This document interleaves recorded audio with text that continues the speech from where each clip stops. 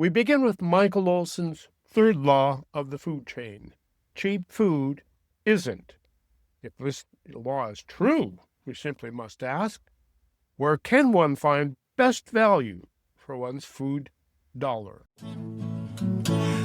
Welcome to the award-winning Food Chain Radio Show with your host, Michael Olson. And now get ready for 1 hour of What's Eating What Radio. Hello out there. You are tuned into the 1391st edition of the Food Chain Radio Show. Or hey, perhaps you're among our friends over there in Dijon who are tuned in as we stream along in the Food Chain page at metrofarm.com. Whoever you are and wherever you are, welcome aboard. I am Michael Olson, your host for this hour of What's Eating What. So, if the third law of the food chain is authentic, and who am I to argue with me, we simply must ask, where can one find the best value for one's food dollar?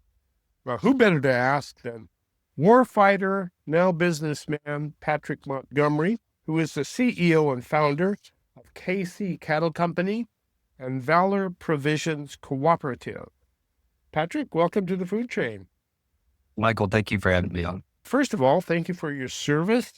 For whom did you fight, and what did you learn about in that fighting that led you to become a businessman?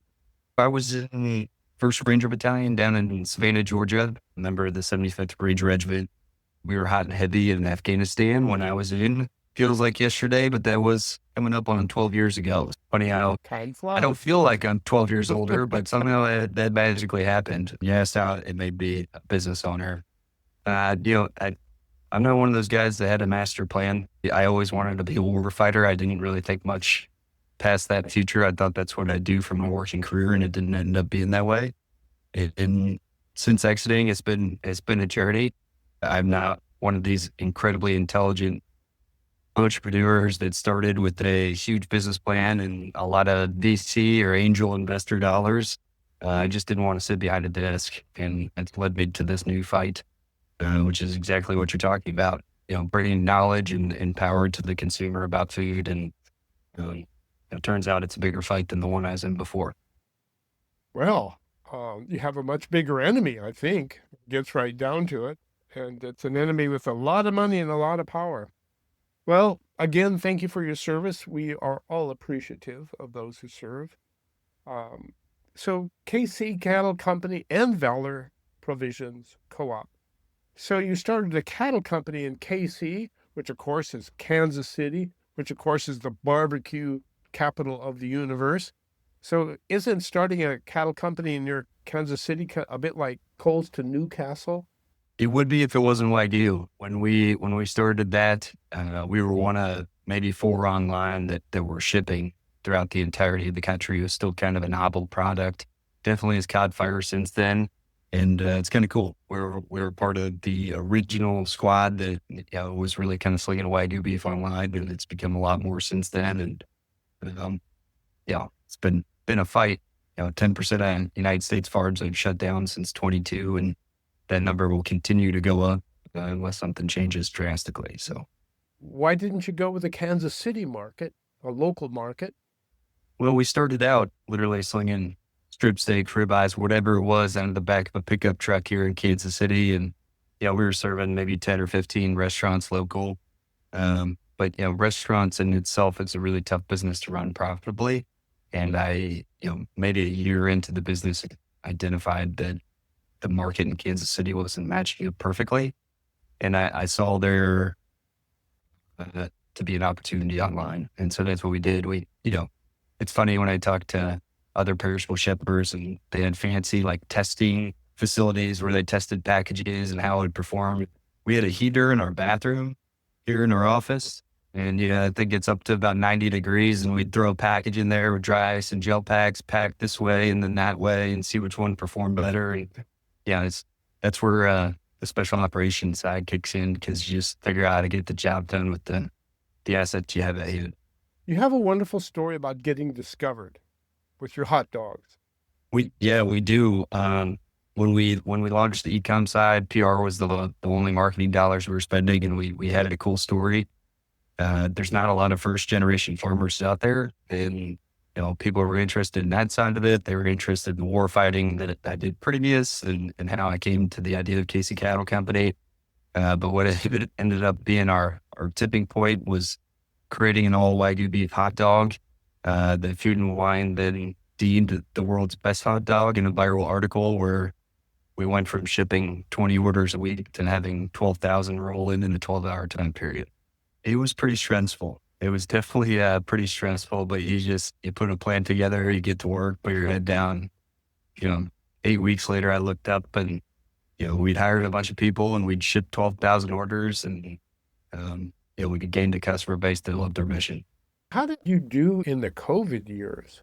Well, 20 and 21 were really good to us, mostly because two of the big four shut down, and what we have been preaching since the inception of the company that, there's 4 companies that control 85% of the protein throughout the entirety of the United States. 2 of those shut down, and all of a sudden folks in New York and California couldn't find protein. And they went online to find it, and they found us. And so we grew exponentially throughout that time period. And it wasn't until 22 that things really kind of started to reverse when Russia invaded Ukraine. Everything that goes into beef cow from start to finish, at best, went up by double, and at worst, sometimes, in cases of fertilizer and your beans, your corn, all the things that are used to grow a beef cow went up by anywhere from 4 to 12x. What about the price of beef then? Everything's gone through the roof.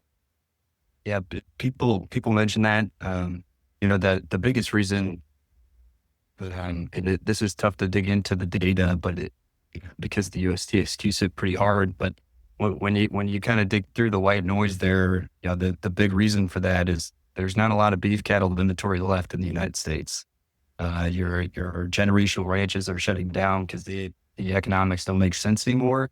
And in conjunction with that, the consumers figured out that beef may not be a product that is killing you, right? A single ingredient product that's killing you. And so beef consumption is on the rise by 20% year over year.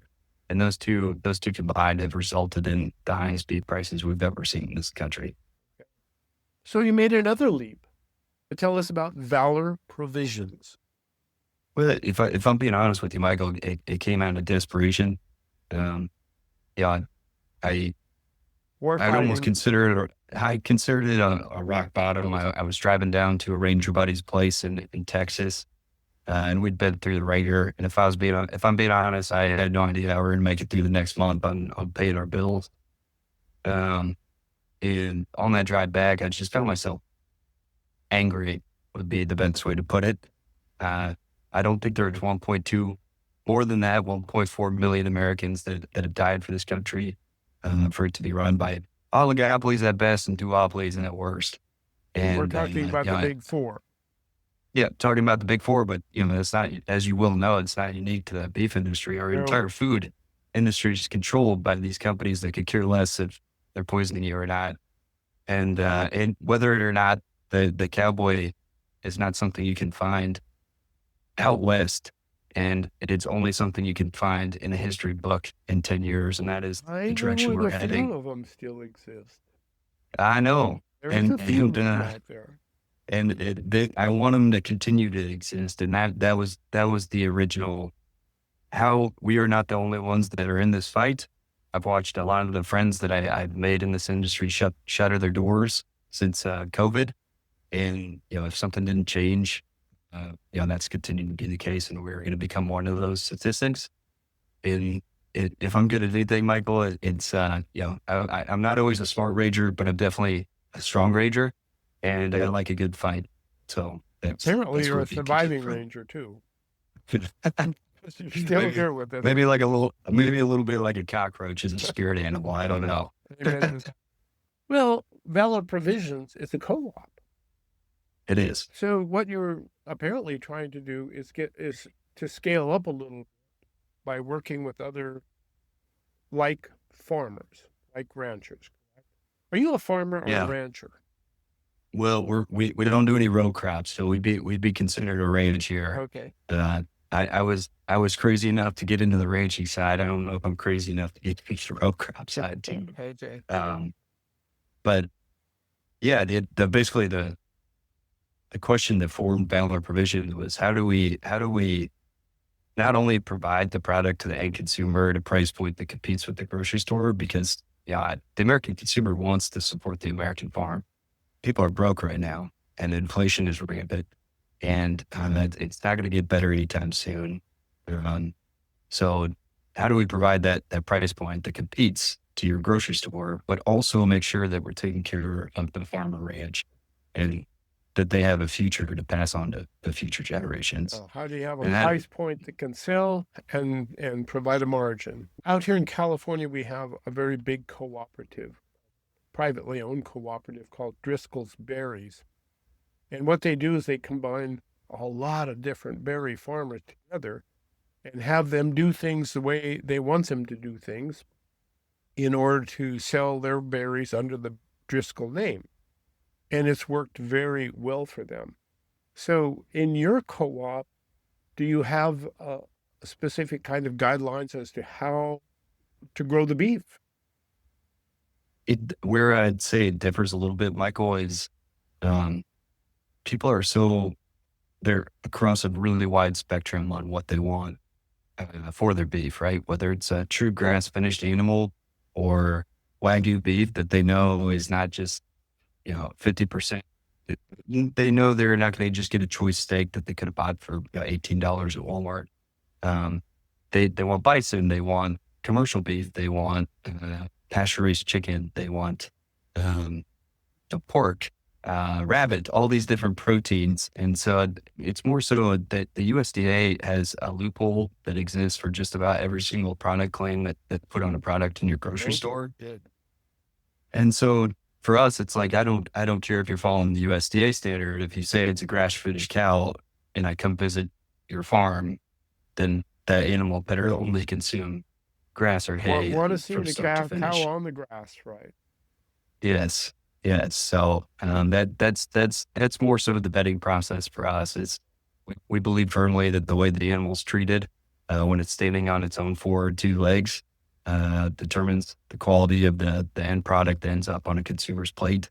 And so we want to get eyes on that. We want to see what your operation looks like. We don't onboard a vendor without going to do a on-farm tour and see the animals and see the processing. And the cool part for us is normally in the protein world, you mentioned all the other competitors that are out there. They either know beef really well, they either know econ really well, or maybe they know more about cattle than any of those two. And we're one of the few that really knows the entire spectrum. I know just enough in all categories to be dangerous. Well, we're going to take a quick break. When we do come back, I'd like to get into the whole business. And there's a lot in grass-fed we have to parse and figure out what's what, so we know that we're really getting what we pay for. And what we're really looking for is good value for our dollar. And what I have found over the years is that cheap food does not necessarily equate to value for the dollar. Ladies and gentlemen, this is the J Radio program. I'm Michael Olson.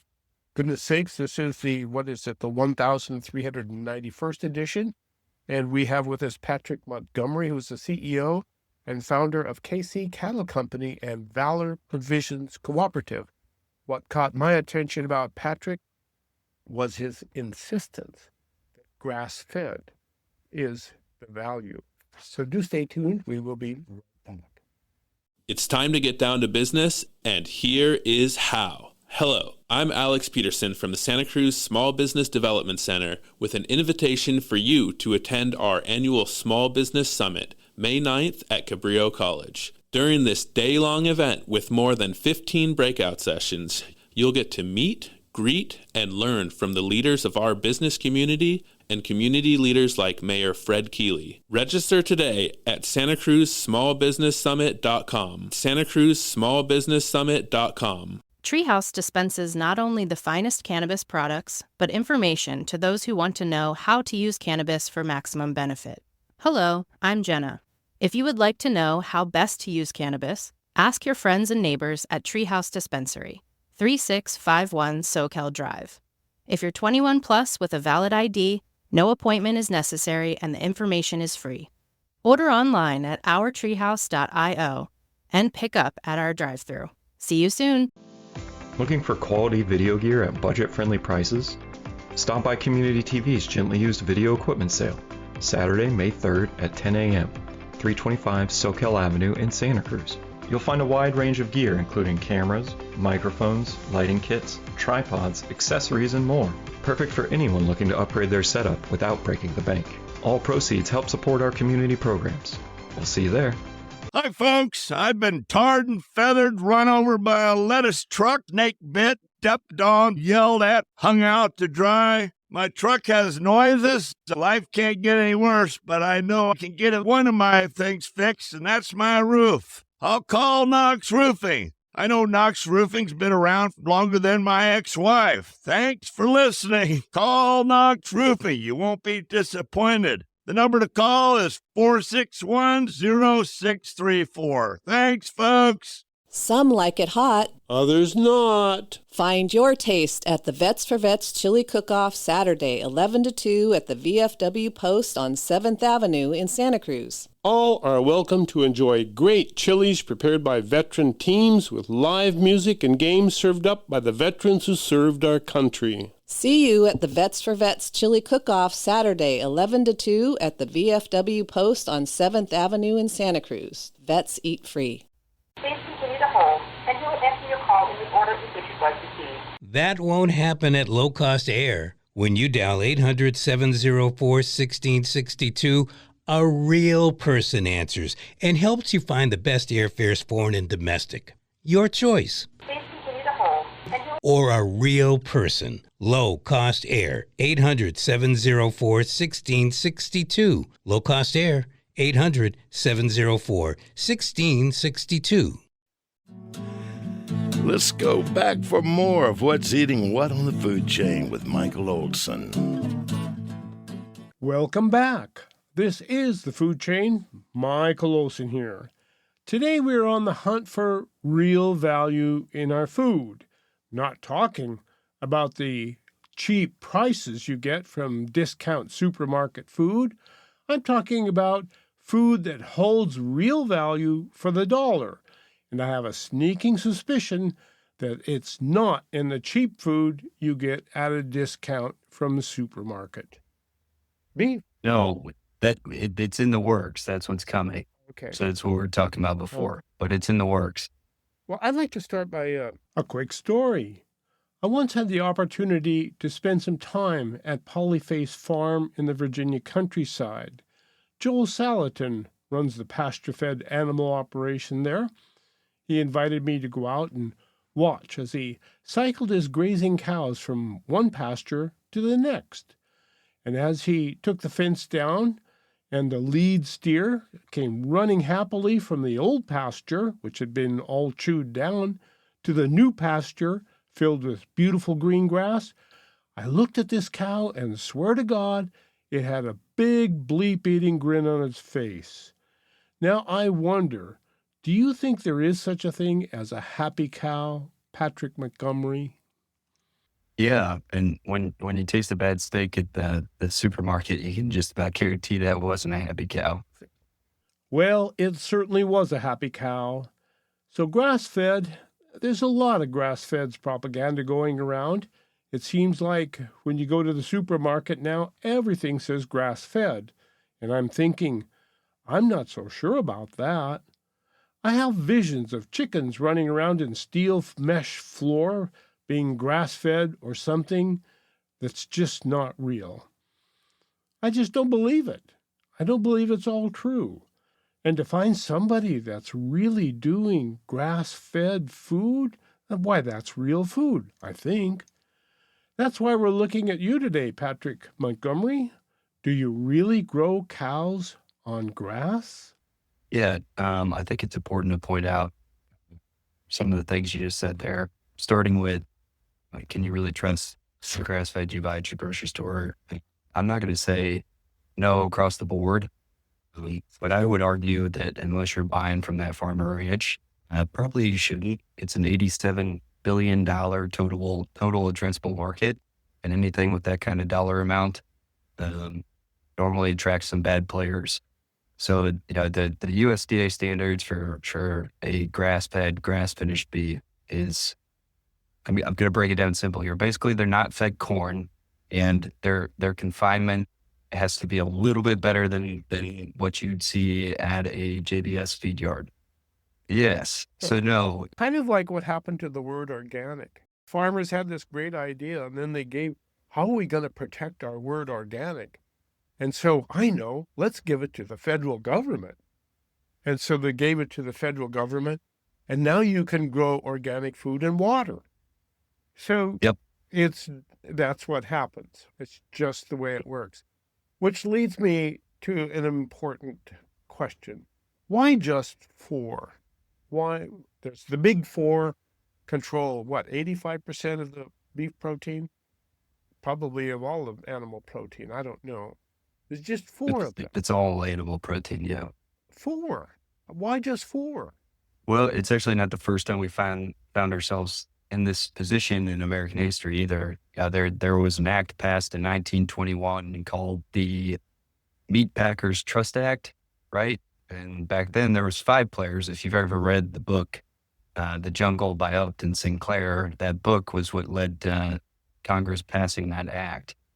And essentially you had 5 companies, the last of which, this is almost ironic, or poetic, I'm not sure which, but the last one to exist, that was one of the first acquisitions that JBS made when they entered the United States market in 2001-ish timeframe. And there's a whole story that goes in from the 1980s on.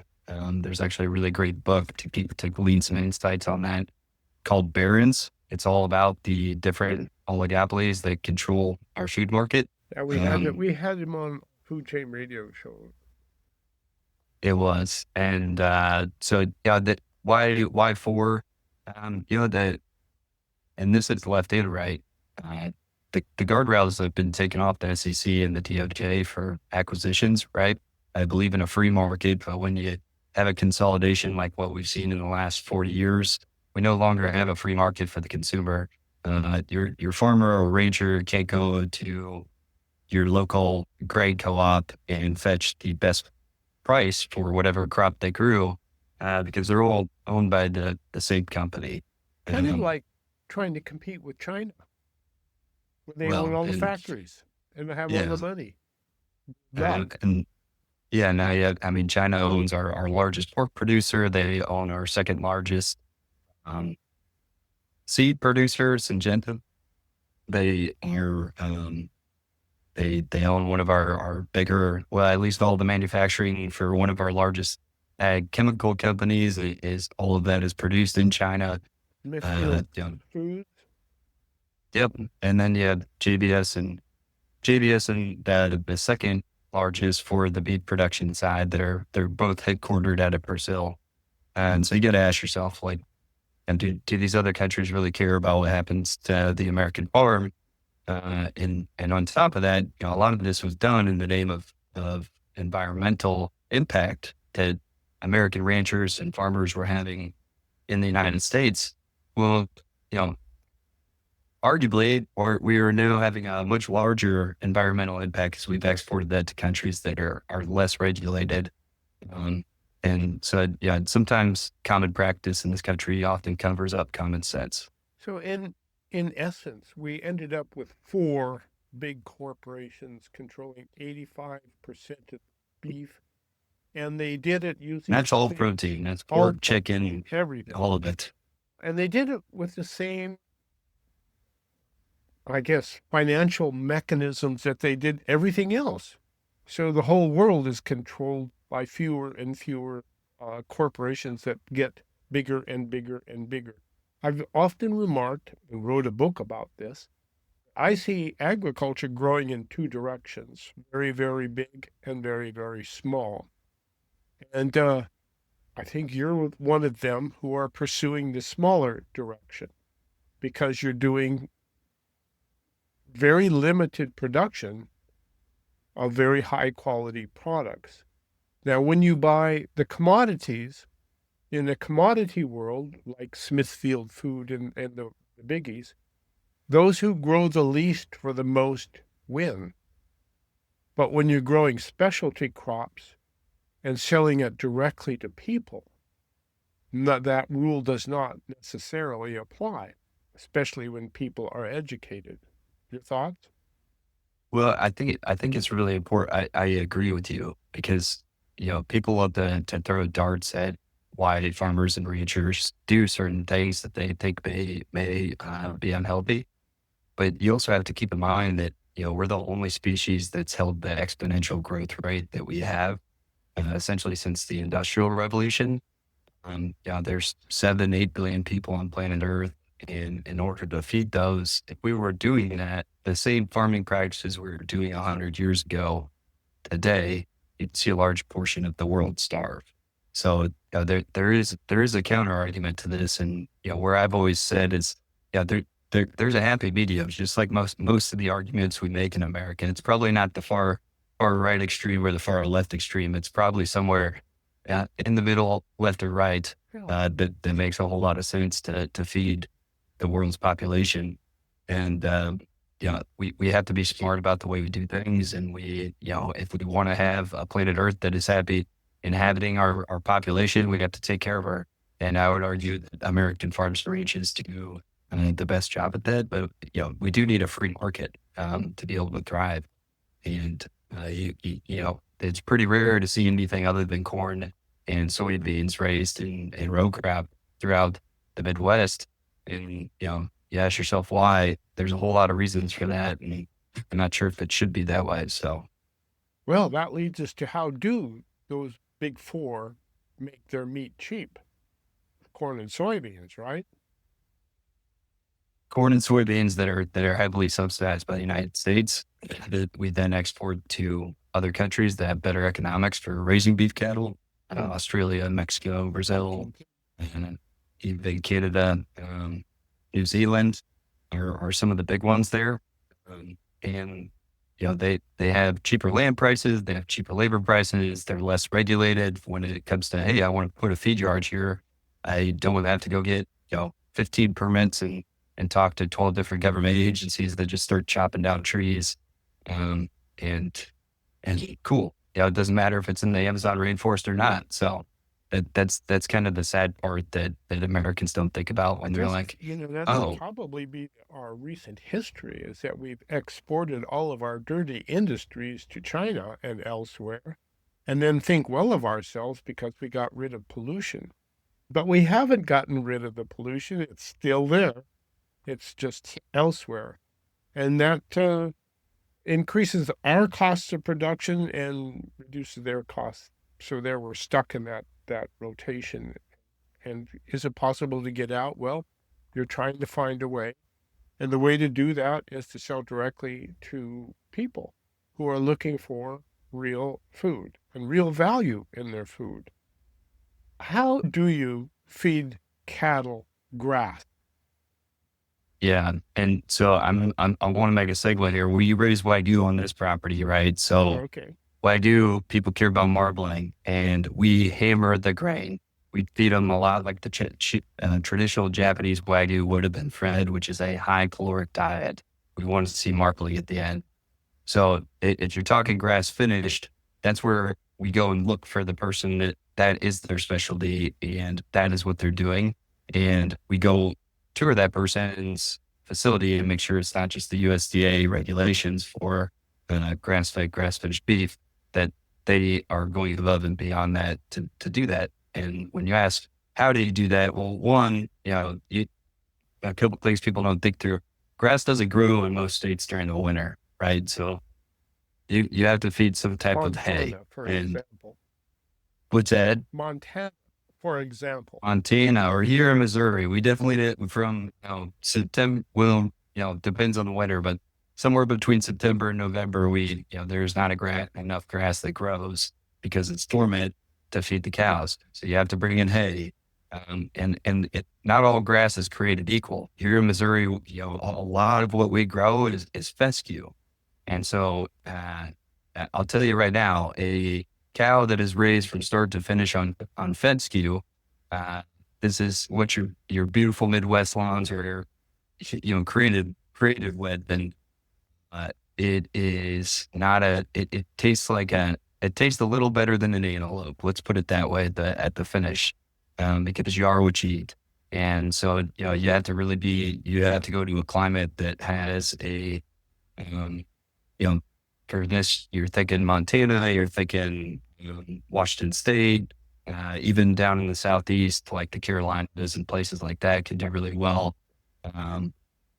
with some of your coastal type grasses that do have a better caloric intake. You want to hammer stuff like clover. You want to hammer stuff like brome, the better type of forages for the cow. And you want your hay to be the same, because hay, when that is dried out, you lose a lot of the caloric value of that hay. So you have to feed more of that dry matter.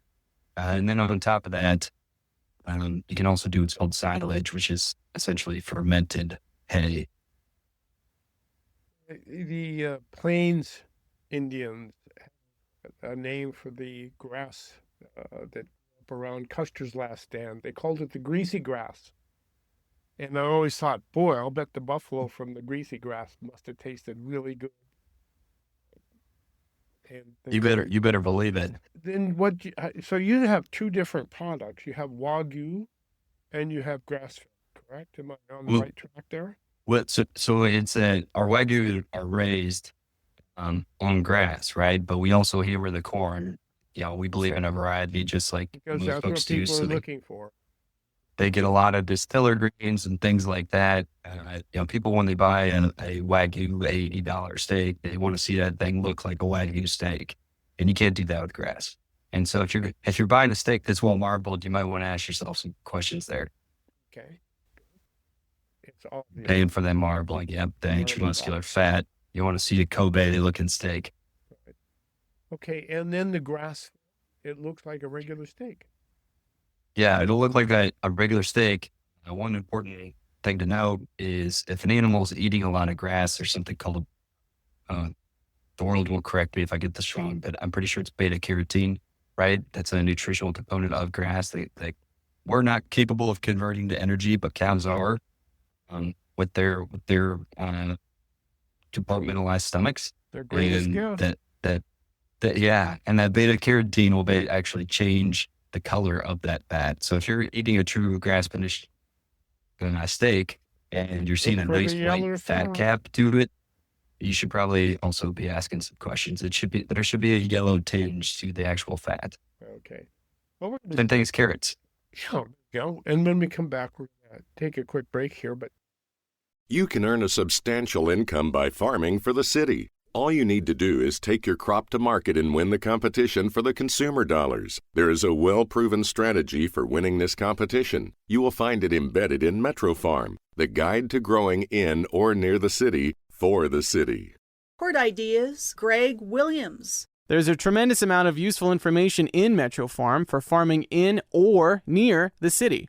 Acres USA's Charles Walters. Metro Farm tells how to convert an opportunity into a real going concern. Every chapter is organized around the logic of practicality. For every problem needing a solution, Metro Farm offers a progression of steps arranged in sequence so the desired goal is achieved. Before you plant your seeds, pick up a copy of the Ben Franklin Book of the Year award-winning Metro Farm. Then plant your seeds and win the dollars. MetroFarm.com. MetroFarm.com. We're on the farm with Joel Salatin. Would you like to buy homemade soup, backyard chicken, and the neighbor's artisanal lunch meat? The Farm to Consumer Legal Defense Fund protects your right to acquire the food of your choice from the source of your choice. I'm Joel Salatin from Polyface Farm, and I urge you to defend the right of neighbors to engage in direct food commerce. Join today at farmtoconsumer.org, the food of your choice from the source of your choice. That's farmtoconsumer.org. Farmtoconsumer.org. Thank you. When you buy local American-grown flowers, flowers will grow and flourish in America. Hello, I'm Deborah Prinzing, author of Slow Flowers for certified American-grown flowers. When you buy local flowers, you're helping our country's family farms reduce the transportation footprint of flowers and enjoy fresher, longer-lasting bouquets. So please, next time you shop for flowers, think local. Think certified American-grown flowers. Visit AmericanGrownFlowers.org to learn more. History buffs. This tale from Michael Olson's Tales from a Tin Can took place aboard the USS Dale during the opening moments 7 December 1941.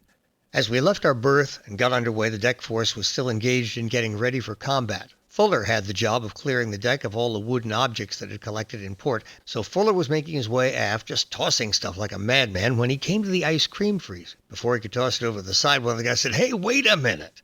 In a matter of seconds, the lock was broken and the ice cream distributed among the crew. So, what you saw that morning was the USS Dale steaming hell-bent out to the channel while the guys back aft were standing by their guns, eating ice cream and watching World War II break out all around. Tales from a Tin Can contains 424 tales by 44 sailors aboard the USS Dale, from Pearl Harbor to Tokyo Bay. Order your Father's Day copy at talesfromatincan.com. That's talesfromatincan.com. So much to say, so little time to say it on the food chain with Michael Olson. Welcome back, ladies and gentlemen. This is the Food Chain Radio Program. Today we're talking about finding the real value in food. And we're talking specifically in protein food. And we're talking with protein from Patrick Montgomery, who is the CEO and founder of Casey Cattle Company and Valor Provisions Cooperative. List a lot of value in grass-fed. That's probably why you see grass-fed everything on the grocer's shelves these days. Probably you can even find grass-fed popsicles. Who knows? It's that popular. How did it get so popular so quickly, Patrick? Well, I think you're seeing a huge influx in, people are getting their information from non-traditional media sources. A lot of influencers. And across the board in the health world right now, on the carnivore diet side, on the keto diet side, anything that's heavy on the red meat, you're seeing people preach that they should be buying grass-fed, and I think that's where you're seeing the proliferation of grass-fed in your grocery store. Poultry as well, and pork as well. It seems like everybody wants to find that grass-fed quality, and so I thought, well, what's the big deal with looking for benefits of grass-fed? And there's an incredible list of benefits. I thought we'd go through them with Patrick, and maybe he can say true or false. Grass-fed beef tastes better. I would definitely argue that one's false. Oh, really? Yeah. Okay. Yeah. Why is that? But both my range. So when you're talking about, Are you talking about intramuscular fat, right? And grass-fed, is that what you're doing? Or even a prime steak, right? Like our Navy SEAL partners up in Montana that raise all of our Angus for us. They grade out 80% prime. They hammer the grain on the last 6 months, and that is where that caloric value comes from for the cow, and they convert that to intramuscular fat. That's what makes it grade out choice prime. You're not going to see as much of that on a true grass-fed, finished cow. The tenderness can still be there, which is equally as important as the amount of fat. And I would argue that the diet, the type of forage for the grass-fed, is going to make a huge impact on the poundability of that steak. And as we discussed before, if they're hammering KY31 fescue here in Missouri from start to finish, then it's going to be a non-edible steak. Won't be able to eat it. And because it's eating the wrong kind of grass. I guess it's just like anything else. Grass is not all the same, so it depends. I often say, who was it that said, we are what we eat. Well, we are what we eats as well. What we're eating is grass-fed fescue, or in the case of venison, they're chewing on sagebrush. You're going to taste it. and Yep. it's going to be carrying that value. So beware. That said, somebody made the comment that there is the same difference between wild salmon and farm salmon. To me, there is a difference there. But again, that depends on when the salmon are caught and so on and so on and so on. So when you're fishing for wild salmon, you don't get the controls that you do when you eat farm salmon. Depends on who's farming the salmon. When you're feeding your cattle on grass, do you practice rotational grazing? We do. Yeah, and it's big. And in most, it's a little more labor cost, right? Which is why a lot of farmers are allergic to it, farmers and ranchers. But it does decrease your inputs quite a bit. And so I always try to preach that when I am talking to a farmer or rancher. So in rotational grazing, you're moving the cattle, much like the buffalo moved before the Europeans showed up and shot them all. They would go from one section of prairie to the next and leave behind all the residues of their having been there, which created a great soil fertility, and thus the greasy grass of the Montana there. Okay. There's zero chance that was bad for our environment back then. They were lacking in environmentalists. So, okay, grass-fed beef contains more nutrients. Yeah, the big one there is again, it comes down to the fat composition. The composition of that fat is going to be drastically different for a feed yard cow versus a true grass-finished cow. But you got to be careful there because a lot of those studies are having read through the demographics and the controls for those studies when you look through them. Because if they don't match the USDA standards, I heard this from a big influencer the other day, one of the main guys for the carnivore diet. And he was telling consumers that when they go to the grocery store, they'd be better off to buy grass-fed than organic. And that is so false because there's still, you can put as many chemicals as you want to grow that grass, right? It's not organic. Versus organic, you at least know that you're having a lower intake of some of the harmful herbicides and pesticides that go on ranches a lot of time. That is the one good thing left in the word organic, is that it means that you can't use harmful pesticides. And I would argue that's more important than the fat composition of the cow. Okay, good. Fat being the most difficult nutrient to get in nature. And we've spent decades trying to avoid saturated fat. Comment?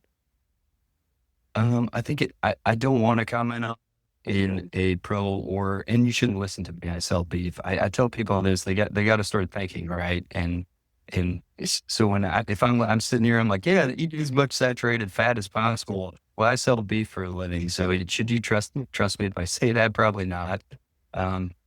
Here's what I'm going to say is I grew up I still remember in first grade walking through the food pyramid, right? And having it shoved down my throat that I should have 10 to 12 servings of grain per day. And it especially now as I sit here in the seat, running a company that is big on informational events for consumers on what they do with their food. I just think that's so incredibly asinine. That our government shut that down our throats, and we have ended up incredibly sick as a population because of it. And I think it'll be really interesting to see what comes out in the next 20 years. And the consumers are like, I just want to eat single ingredient food. And I feel like that's what you should focus on. And myself, when I started to see the proliferation of the carnivore diet, I was like, well, I'm not going to be for or against this, but I do want to try it. And I monitor my saturated and unsaturated fats very regularly. So I'm like, I want to see what this looks like and what this does to my own health. I think it just helped cleaning up my diet more than anything, but I do eat a tremendous amount of red meat. And I think part of the reason we are so sick is that people don't eat enough fat. good fat in their diet. And good fat contains all kinds of wonderful things, antioxidants, nutrients, and so on and so on and so on. High in omega-3, low in omega-6, right? That's the good Yep. stuff. Good for Yep. good for the brain, good for the heart, good for everything. Good for your hormone levels. It's the building block for all your hormones within your body, which those things are incredibly important to maintain your healthiness as an entire being. Linoleic acid. Is another type of fat. Another type of fat. This is PLA, it's called. Yep, it's another one that, and this is actually cool on the Wagyu side. What makes Wagyu is two types of mutations. One of which is it increases the amount of intramuscular fat, and second, it actually changes the fat composition of the animal, how they deposit fat. And so I want there to be a fat study in the United States. I don't want to pay for it, and I don't want to be a part of it because I want people to trust it. But I have been a big proponent of trying to get one of these influencers to do a fat study based off of, hey, I want to see what it looks like with these three different test sets. Well, I want to know what it tastes like. The Wagyu? I want to know what a good Wagyu steak tastes like. And we're going to have to send you some, and definitely maybe send your son some as well. I think he's earned it. Iron. Let's see. An excellent source. So many women of childbearing age are short of iron, and also children. B vitamins, high in B12, B6, K2, folate, niacin, much higher than in regular beef. So if you're eating grass-fed, you're likely getting the best, most concentrated source of vitamins, minerals, and electrolytes and magnesium and potassium. All of these things are great for the heart and brain. It is. And arguably, we always have to meet the consumer where they are. That's always been tough for me to learn. And even if you are buying beef from your grocery store, buy the best that you possibly can, but a little bit of that in your diet on a weekly basis. There are some things in there that are really tough to find bioavailable anywhere else in your grocery store. And so I would definitely argue that it is not a bad thing to eat beef a few times a week. Selenium, choline, all these different things. They're really, if you take a multivitamin for it, you're absorbing much less versus if you eat a pound of ground beef or a steak. And you mentioned kids. I did it for all four of my children. I was fortunate enough that I owned a beef company, but when they were all babies transitioning from mom to real people food, we asked the nutrition or our pediatrician what to feed them, and he's like, I tell the parents this all the time. Nobody does it because it's a lot of work, but buy the baby food from the store and then puree it with some brown ground beef, and it should be about 50-50.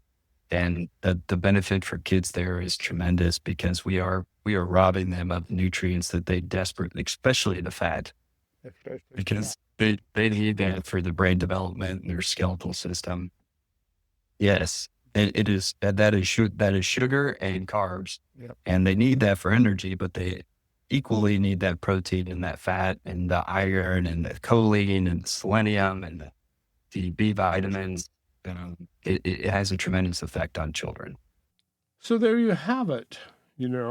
When they actually look at some of the nutrient content of grass-fed beef, it appears as though the percentage of the good stuff is much higher than can be found in regular feedlot beef. Well, at the beginning of this feature, we learned about Michael Olson's third law of the food chain. Now I pick up the second law of the food chain. The farther we go from the source of our food, the less control we have over what's in our food. You folks at Valor Provisions, KC Cattle, are focusing on selling food to people way far away. Like me, you're trying to build a customer base with people from all over who are very specific about their desire for good, value-laden food.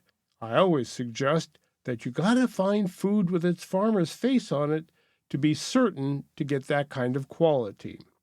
I'm looking at you. I can see your face and I know you, but how do you maintain that presence so that we know you are what you say you are? Because everybody has this way of saying they are something, and we can't believe all of them.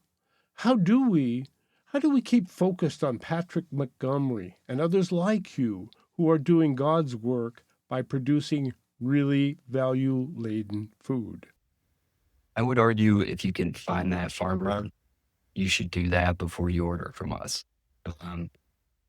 We're shipping to you from Kansas City. That product might have originated in Montana, it might have originated in North Carolina, it might have originated in Texas from a farm that we visited.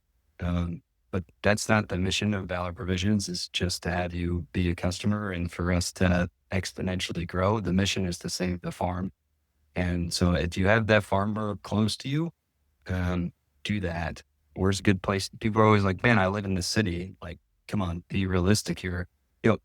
Put in your smartphone, hey, meat locker near me, right? And there's going to be one within an hour of that. And it's going to be a small mom and pop meat locker.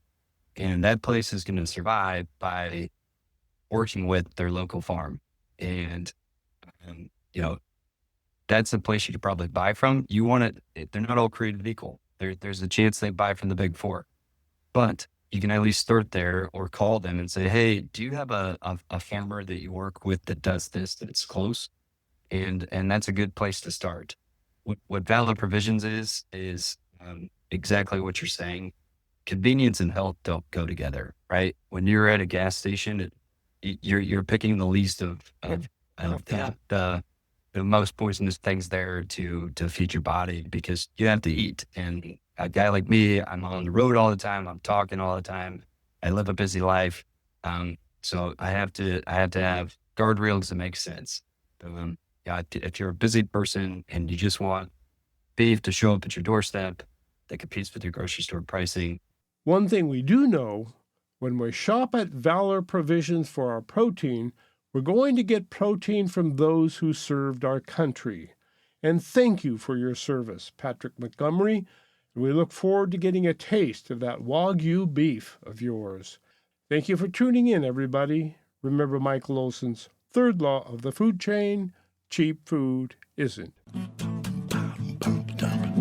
You've been listening to the award-winning Food Chain Radio Show with Michael Olson.